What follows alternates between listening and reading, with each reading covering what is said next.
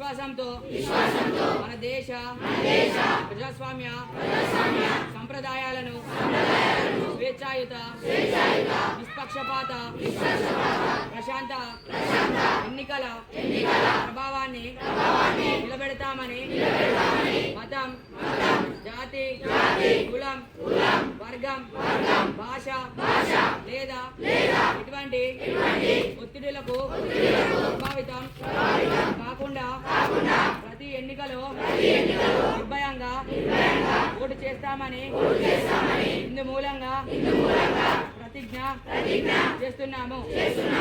జై హింద్. మా కార్యక్రమానికి పిలవగానే ఎంఈఓ గారు, ఎంపీఓ గారు వారి ఆధ్వర్యంలో, మీ స్కూల్ పీడీ ఆధ్వర్యంలో ఇక్కడికి విచ్చేసిన బాలబాలికల హాస్టల్ విద్యార్థులందరికీ కూడా శుభోదయం, శుభాశీస్సులు. మీ అందరికీ తెలుసు, ఎన్నికలు అంటే నిన్న మొన్న కూడా మనం చూశారు. మీరు సర్పంచ్ ఎలక్షన్లో కావచ్చు, ఎమ్మెల్యే ఎలక్షన్లో కావచ్చు, మనకేమి ఇస్తారు, మనం ఓటేయాలంటే అనేటువంటిది ఒక సమాజంలో ఒక దుర్నీతి ప్రబలిపోతుంది. కానీ మీ అందరినీ పిలిచి ఇక్కడ మీకు చెప్పేది ఏంటంటే, ఇవాళ మీరు రేపు కాబోయేటువంటి భారత భావి పౌరులు, మీరు ఏదైతే ప్రజల్లోకి తీసుకెళ్తారో చిత్తశుద్ధితో మనం ఏదైతే పని చేయాలనుకుంటున్నామో దానికి మూల స్తంభాలు, మూల కారణాలు మీరే అవుతారు. మంచిని మాత్రమే నేర్చుకొని మంచిని సమాజంలో ప్రబలించేలా చేయాల్సినటువంటి ఆవశ్యకత ఉంది. కనుక ఇవాళ చిన్నారులు, విద్యార్థులైన మిమ్మల్ని అందరినీ ఇక్కడికి పిలవడానికి కారణం ఏంటంటే, ఓటు అనేది మన హక్కు.